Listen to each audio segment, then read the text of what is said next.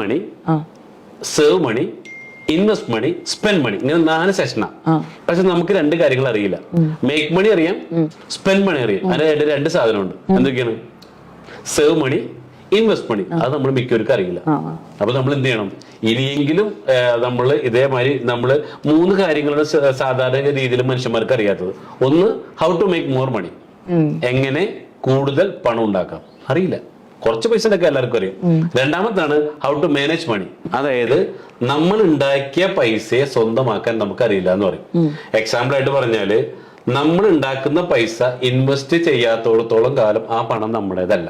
ഗായത്രിയുടെ പേഴ്സില്, ബാഗില് ഇപ്പൊ ഒരു 50,000 രൂപ ഉണ്ടെന്ന് വിചാരിക്കും.